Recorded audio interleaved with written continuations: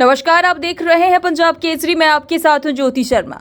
उत्तराखंड के उत्तरकाशी जिले की सुरंग में फंसे 41 मजदूर अब बाहर आ चुके हैं। इन मजदूरों के इंतजार में पिछले 17 दिनों से उनका परिवार राह देख रहा था।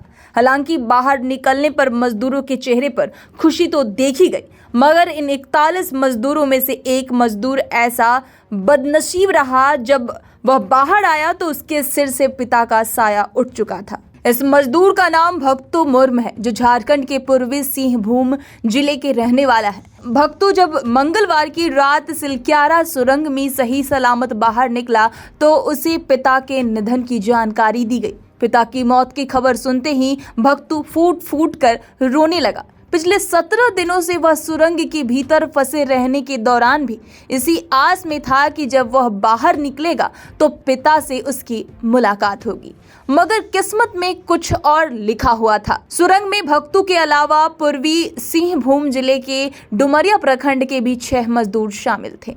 वहीं मिली जानकारी के अनुसार 29 वर्षीय भक्तू पूर्वी सिंहभूम जिले के बांकी शील पंचायत स्थित बाहदा गांव का रहने वाला है। उसके 70 वर्षीय पिता बासीत उर्फ बरसा मुर्म गांव में ही रहते थे। जब उन्हें अपने बेटे के सुरंग में फंसे होने की जानकारी मिली, मंगलवार की सुबह नाश्ता करने के बाद वह खाट पर बैठे हुए थे, तभी अचानक वह खाट से नीचे गिरे और उनकी दम निकल गई। बताया गया कि बरसा मुर्म के बेटे की सदमे में जाने की वजह से उनकी मौत हो गई।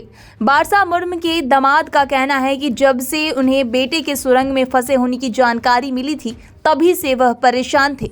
निर्माणाधीन सुरंग में काम करने के लिए भक्तू का साथी सोंगा बांड्रा भी उनके साथ उत्तराखंड गया था। हालांकि जिस वक्त सुरंग में हादसा हुआ उस वक्त बांड्रा उसके बाहर था।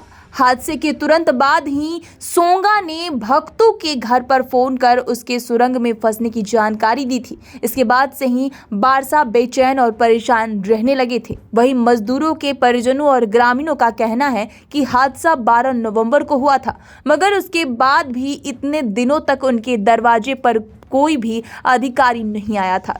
किसी भी प्रशासनिक अधिकारी ने आकर उन्हें उनका हाल चाल तक नहीं पूछा। हर दिन भक्तों के परिवार को उदास करने वाली सूचना मिल रही थी, जिसकी वजह से बारसा के सदमे में चले गए थे। बारसा की मौत से उनके पत्नी और भक्तों की मां भी सदमे में हैं।